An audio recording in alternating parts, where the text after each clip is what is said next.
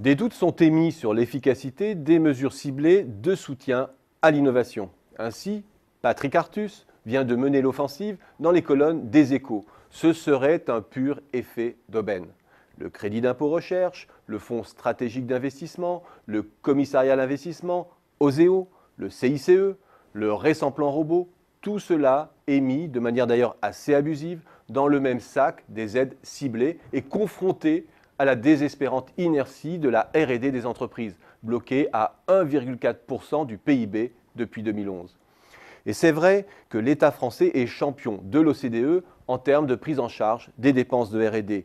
34% des dépenses des entreprises contre 18% au Canada, 11% au Japon, environ 10% au Royaume-Uni et en Corée du Sud et 7% aux États-Unis, ou même des taux de subvention négatifs en Suède ou en Allemagne.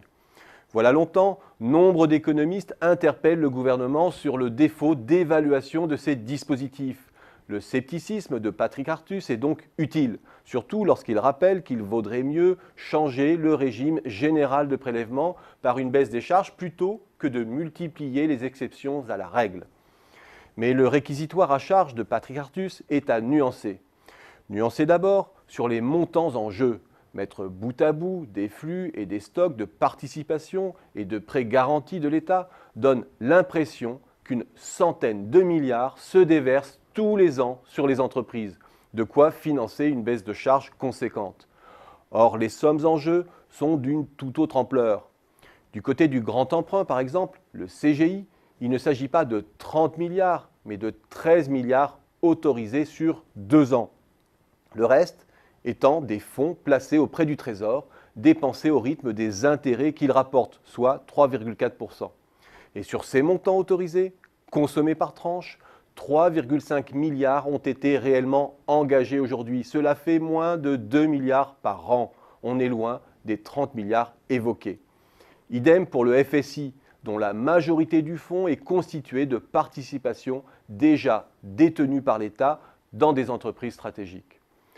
Nuancer ensuite le constat d'inefficacité. Il n'est pas exact de dire qu'il ne s'est rien passé sur le front de la R&D.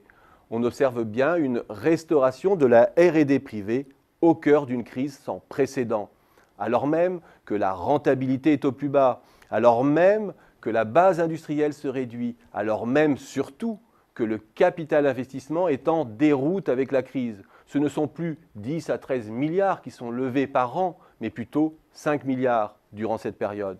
L'État français est devenu de fait le principal capital risqueur. 90 start-up de croissance française parmi les 500 premières d'Europe. Ce n'est pas un hasard. Start-up dont beaucoup bénéficient du soutien public, notamment d'OSEO. Il y a enfin le bilan non mesurable de ces mesures. Non mesurable parce que différé. Le CGI, par exemple, constitue une vraie révolution par rapport à l'interventionnisme colbertiste d'antan. Fonctionnant par remontée et sélection de projets d'initiatives privées, il arme les potentiels de demain. Sans dirigisme excessif, les rendements peuvent être de fait différés.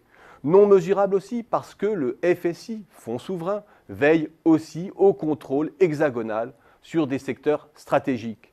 En définitive, il est un domaine où le gouvernement a fait preuve depuis 5 ans d'une certaine constance dans sa stratégie. C'est celui du soutien à l'innovation.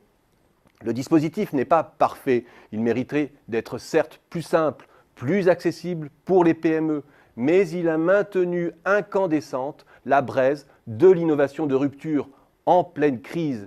Et c'est bien cet élément qui permet de garder une certaine confiance sur les chances d'un rebond français.